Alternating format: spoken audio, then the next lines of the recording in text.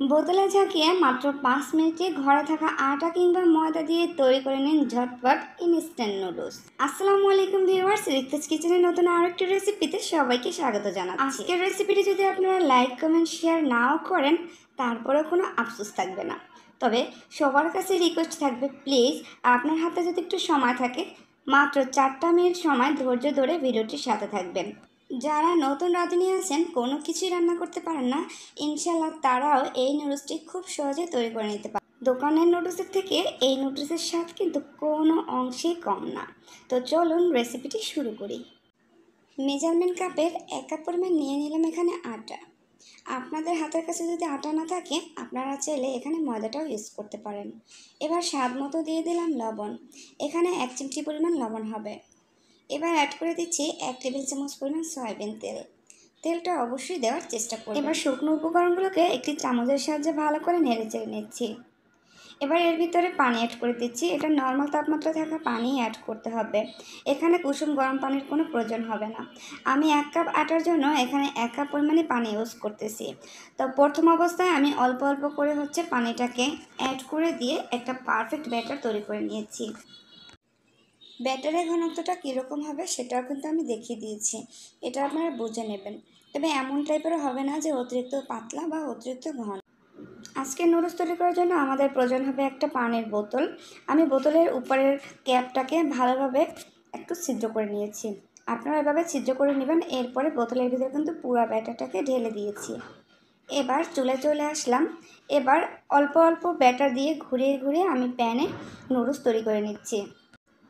তবে এখানে একটা টিপস অবশ্যই ফলো করতে হবে, সেটা হচ্ছে আপনারা যখন নুডলসগুলো তৈরি করবেন তখন চুলার আঁচটা অবশ্যই একদম মিডিয়াম হিটে দিয়ে রাখবেন বা লো হিটে।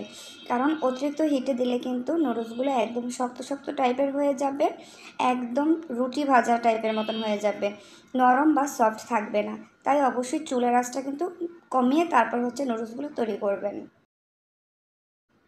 নুডলসগুলো যদি তৈরির সময় ভালোভাবে বা পারফেক্টভাবে তৈরি করতে না পারেন, সেক্ষেত্রে কিন্তু রান্নার পরে নুডলসগুলো অনেকটা শক্ত টাইপের হয়ে যাবে, তখন কিন্তু খেতে ভালো লাগবে না। তাই নুডলসগুলো তৈরি করার সময় অবশ্যই চেষ্টা করবেন যাতে সফট করে নুডলস। তো আমি কিন্তু সব নুডলসগুলোকে তৈরি করে নিয়েছি, দেখতেই পেয়েছেন আপনারা। এবার রান্না করে নিচ্ছি।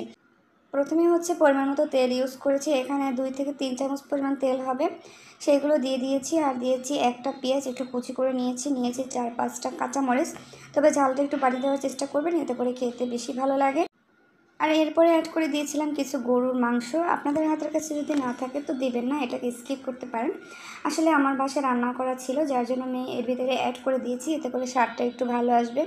এরপরে দিয়ে দিলাম একটা ডিম। ডিমটাকে ভালোভাবে নেড়েচেড়ে ভেঙে নিয়েছি। এবার অ্যাড করে দিচ্ছি 1 টেবিল চামচ পরিমাণ সয়া সস, অ্যাড করে দিয়েছি 1 টেবিল চামচ পরিমাণ টমেটো সস। এবার সব কিছুকে খুব সুন্দর করে কিছুক্ষণ সময় নেড়েচেড়ে নেব। এবার নুডলসগুলো অ্যাড করে দিচ্ছি। এইগুলো অ্যাড করে দেওয়ার পরে কিন্তু বেশিক্ষণ সময় জাল করার কোনো প্রয়োজন নেই। কয়েক মিনিট নেড়েচেড়ে নিয়ে কিন্তু এগুলোকে তুলে নেওয়া যাবে। আমি 2-3 মিনিটের মতন রান্না করে নিয়েছি। আর এবার আপনাদেরকে সার্ভ করে দেখাচ্ছি।